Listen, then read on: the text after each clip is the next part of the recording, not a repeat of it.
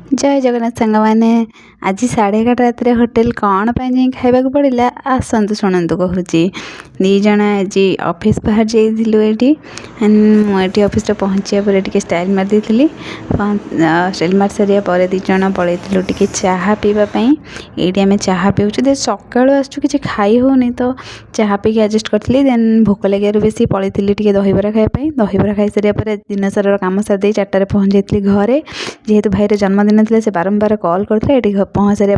पलि केक में केक आउ ड्रेस आनी सारे ये दीज देख ढड़ा होती कमी गोटे छुई आ गोटे से तो प्रोब्लेम यहाँ है कि आज दीदी रोसे करने आसी ना आमको इनफॉर्म भी कराई ना तो आम आ कौन करूँ राति 11:30 ऑफिस रू आसी पहुँचला पर भोक एत जो लगी जेहेतु लास्ट वर्किंग डे थी आम से पलू मार्केट तो खाଇବା धरिकी पलि आसलु रूम को